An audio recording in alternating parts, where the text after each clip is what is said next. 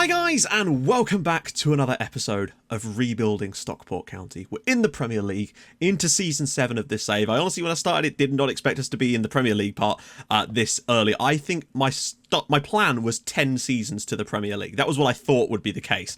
So we are well ahead of schedule, which is very, very nice. But of course, it's had its drawbacks with the reputation and stuff. But hopefully, if we can just survive, I think this is the most important season in this save, is survival. As you would have seen from the last few episodes, things have been tough. Things have been tough indeed. But since it is the start of the week, it is time to thank new patrons, and this week it is Storm Arthur.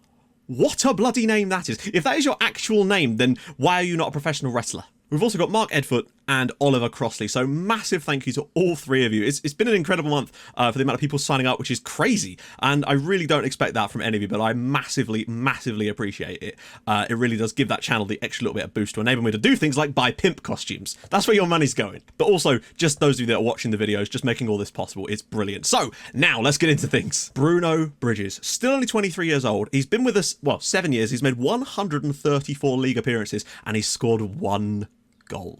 I'm really glad that in his career for us, he did manage to get a goal. Honestly, he plays in the position in the team that's least likely to score because he's a sort of supporting side right back. You know, the defenders get goals because they're playing from set pieces, and obviously the left-sided one gets forward quite a lot. So the fact that he managed to get one, and it was a good volley too, is really nice. Rumour has it that Bruno Bridges has been spotted at local gigs around Stockport fronting a band named Blossoms. With his appearances playing for Stockport dwindling, perhaps Jonas will allow him personal leave for their upcoming tours. Maybe. I mean, he's going to have a life after football. I feel like he will leave the club eventually. Maybe he will. I would like to see him actually move rather than retire. I heard that with the added exposure of the Premier League, Bruno Bridges has released his own hair care products. Unfortunately, they had to be pulled from the shelves of several Greater Manchester boot stores due to a complaint that the name Pon 10 was probably misleading and probably copyright infringement too. Bruno, I mean, to be fair, he's getting into the game with this kind of stuff. Johnny O's got his cereal, so why can't Bruno Bridges have his own hair care line? I mean, look at that hair. And it's fair to say Bruno's had a pretty interesting life up to this point, despite only being 23. But we often wonder what happened to this guy's potential. Well, now you can find all about it in a brand new true crime podcast from SYC Studios. In 2023, it was his off-the-field antics that garnered him more attention than his performances on the pitch. In June, he was arrested after an altercation in a bar in the southern Portuguese city of Faro. Although the charges were later dropped, it had still given Pontes a taste of the sour side of the limelight. Later in the year, it was revealed that he had missed multiple training sessions in just a matter of weeks. Initially, this was attributed to injury, but sources close to Pontes exposed to the local press that it was due to him spending many late nights in a casino. He could be seen at the establishment as late as 8 in the morning, his long hair and unkempt beard a stark contrast to the suave figure he cut less than a year prior, running up tens of thousands of pounds of gambling debts. As they spiralled out of control, his performances dipped dramatically, with him playing only 4 times in the entire season. Every transfer window. Okay, well, I'm guessing since this got liked so much that is now a thing that is going to happen. So yes, that will now happen. Every transfer window from now on, I'll be breaking out the pimp costume. Got to get some use out of it. I mean, let's face it, there's not many scenarios that require that kind of thing. I'm hoping a mate of mine has a fancy dress party at some point, so I have an excuse. Then again, I could just start wearing it around the house, couldn't I? You need to get a Portuguese affiliate as well. Brazilians receive Portuguese citizenship after 1 year. Yes, I do know that. We need to get that as well. I will get that sorted. Also, it's been really nice to see the amount of interaction with each other and just in general in the comment section lately. So long may that continue. And of course, keep the player rumours coming. We've got some bangers coming up, and not the Regan Booty cut. Tadic Kaniski is addicted to chocolate bars, which has led to his teammates calling him Kit Kat. This is one of the best nicknames I've seen for a very, very long time, so massive thanks to you, Francisco. We will be enacting that immediately. And there he is. It's Kit Kat, the right back. Right then, what we're actually here for. We've got a game today against West Ham at the London Stadium. We've had 3 matches off camera, and I felt like this was make or break for us. I have the window open in here because it's really, really hot and I'm trying to circulate a bit of air. But my God, nature is so loud. So we had 1 game in the Capital One Cup and a couple in the league. I've made some more changes, and I've really thought about what we're doing before games, and something I haven't had to do for a little while, in all honesty, but I think it's going to make me better and us better, as you'll see. Right, let's get into the games. First up, away at Newport County, Carabao Cup, I rotated, I think, every single player on the team, including Bruno Bridges, who came in for his first appearance of the year. This was a weird one. The first half was pretty stagnant. We just didn't really do anything. I went out there with our sort of standard approach. The one with the 2 centre mids and just like full on attacking, but we just didn't really do a great deal up till that point. We took the lead eventually in the second half through Slobodan Basic, but then as you can see, yet again, Idris Kanu's still playing, nice to see.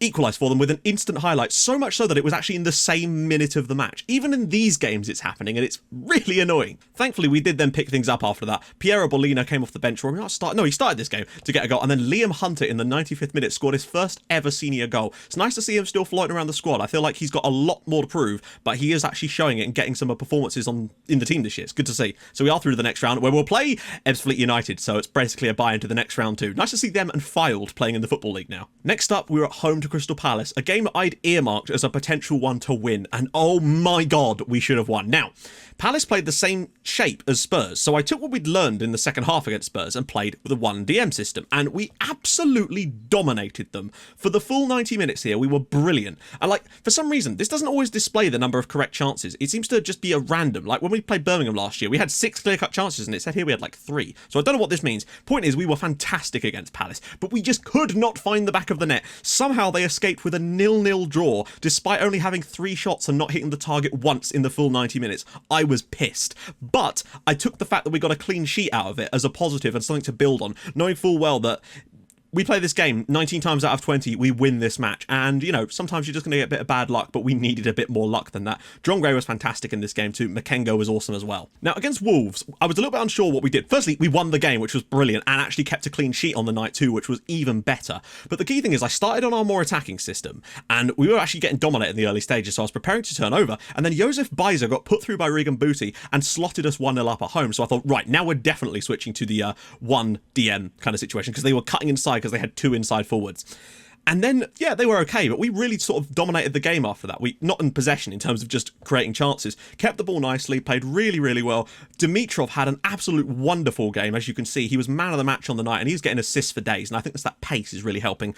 We just held on nicely. Wolves still had a couple of opportunities, but nothing really that concrete. And finally, in the 93rd minute, Zimaria got a lovely goal for us to make it 2-0. So that is 2 clean sheets in a row at home, and 4 points, which is what I wanted, but on all honesty, it should have been 6. We were actually worse in this game than we were against Palace, but it's a real positive to see that we can do this against teams at home, and I think staying up is definitely on the cards. I've seen people predict us to get into Europe. You can tell that isn't going to be the kind of season we're going to have, but that's fine. I just want to consolidate this year and improve the team, because all of that has left us in 13th spot. We've got 5 points from 6 games. It's not brilliant, but we are 3 points clear of the drop, and we only have a -2 goal difference, which is very important. When you look down at the bottom, Huddersfield -10, Brighton -11. Like, it's not looking good for those sort of teams.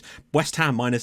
That's the kind of key thing we're looking at here, really trying to keep that side of things down. Also, last season, I somehow thought Yugoslavia was part of the USSR. Like, I mean, I'm a person who knows a lot about geography, and I'm a nerd on that kind of stuff, and I made that mistake. I did an oopsie, let it be said. But today, we're away at West Ham. They are below us in the league, and honestly, it's another one of these situations where I would take a point, but I feel like a win is there for the taking if we want it.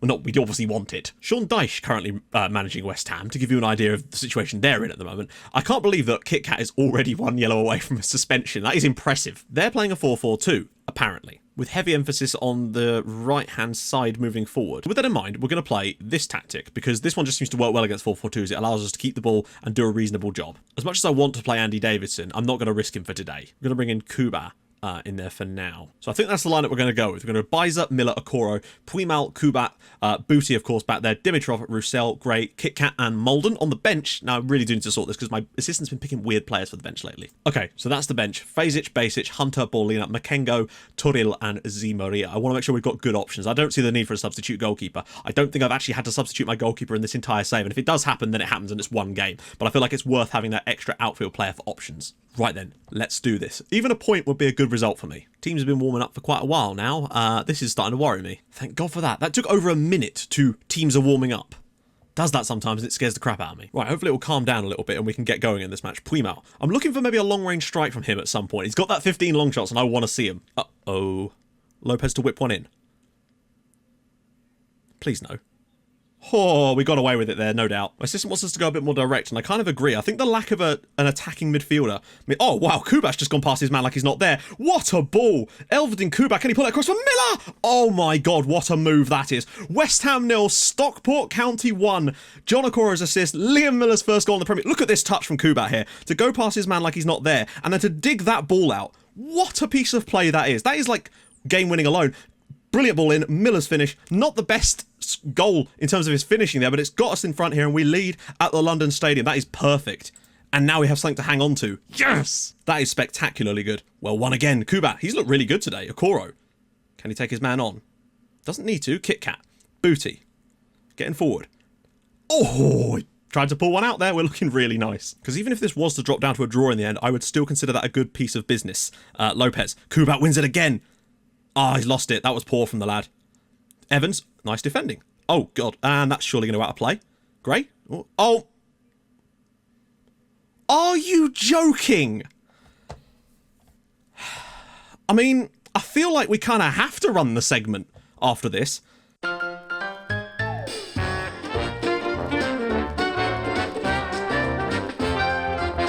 What the f was that? That this ball is going straight out of play. Just leave it. And then John Gray... Oh my God. When it... really? Oh, Jesus. Okay. The pace he has is unreal. When he gets going, you'll see it. Kubat. I'm a fan of him so far today, though. Kubat, nice work again. Oh, great ball over the top for Baiza. Oh, it should have been 2-1. We've had chances today. We've been really, really good. I really feel for the lads there. We were brilliant for the most part. Created some really good opportunities, and that's their only chance of the match. Apart from that bit right at the start. So, bad. I feel like this game can still be won by us, though. I feel like we've still got what it takes to get this win. Baiza's not had the best day, so we're going to go with Ballina because he's done stuff for us. Gray's had a dreadful day, but actually, maybe I will get Makengo on for him too. Fernandez, we got drawn out a little bit here. We've got to be careful on this right-hand side. Felipe Anderson. Kit Kat needs to get out and make a block here. He has. Here we go. Okoro, can he set us away? It's a bit of a poor touch from John Okoro. He still put it in behind for Josef Baiza. Can he get through? Baiza's in. Yes! Just as I'm about to substitute in West Ham 1, Stockport 2, Josef Baiza. Wonderful from John Okoro again, having his best performance in the Premier League for us. Look at this, there's 3 players around him, and he still picks out an absolutely wonderful pass in behind. Baiza shows some strength here and finishes it wonderfully for his 3rd goal of the year. What a lad this is. 20 minutes to go, and the Slovakian striker gives us the lead. Let's just see this game out now. Dimitrov, oh, hello, Okoro could still set us away here. Can we catch him on the break again? He's got Miller run into the channel. Come on, John, pick a pass. Oh, and a good save from Angus Gunn. I think it's Angus Gunn. Kit Kat's throw. Flicked away. Kubat. Kit Kat out wide. Whips it in. Miller! Off the crossbar! Oh my God, we should have had the 3rd goal. Gonna make the final sub and get Liam Miller off for Liam Hunter, just to kill a bit of time. Out wide for Hunter. Does well. Ballina picks this up. And it's a free kick to us. And Rice could be gone. It's a red card. Declan Rice sent off for West Ham in stoppage time. I don't know why. Tell you what, there's a run being made here. If you can find it. Nearly. And there we go, West Ham 1, Stockport County 2, our first ever away win in the Premier League. Did we deserve it? Goddamn right we deserved it. West Ham only really had the lucky, they had those clear-cut chances right at the start of the game because of that melee, but their goal was literally the only thing they did in the entire match. We thoroughly deserved the win here. Brilliant performance from County, and that's now 7 points from our last 3 matches. Unbelievable stuff there. John Okoro with 2 Premier League assists today. Yes! Okay, I'm starting to feel a bit more confident about us staying up this year. This is the kind of result we needed. So there we have it. At the moment, we are on 8 points. 5 points clear of the drop zone at the moment. That is another excellent victory. And the teams below us, again, are getting absolutely smashed on a regular basis. That's what we need to see. Far more confident after sort of sorting out the tactics a little bit. Miller and Baiza with the goals today. It's really nice to see. Oh, I can breathe a sigh of relief as we look like a solid mid-table side at the moment. Obviously, we've got Man United next, so that's going to have to be backs against the wall, but that's fine. So I feel like another double live come in the next episode wouldn't exactly go amiss. So we're going to do off-camera Ebbsfleet United, of course, and the Manchester United game. I know it's just the way it's kind of fallen, but Man United, these ones aren't going to be that interesting at the moment because we're pretty much just going to set up shop. So next episode is going to be Newcastle and Watford. And that's going to be a bit more interesting, I think, because they're mid-table sides, games where points are definitely going to be on the line. And hopefully, you know, we won't fall too far down once we lose at home to Man United, because let's face it, it's likely to happen. Anyway, if you've enjoyed this episode, and I really hope you have, I mean, that is a fantastic result away from home. Only 1 goal conceded in 3 games now, where you look much more defensively solid. Drop a like on the video, that would be fantastic. And if you're new to the channel, hit that subscribe button, and if you want to get notifications, turn the bell on. Yeah, that's right, I've added that to my repertoire now. And I'll join you guys in the next episode for a double live com of hugely important clashes. Let's see if we can get to the 10-point mark. See you guys soon. Thanks so much for watching. Bye-bye.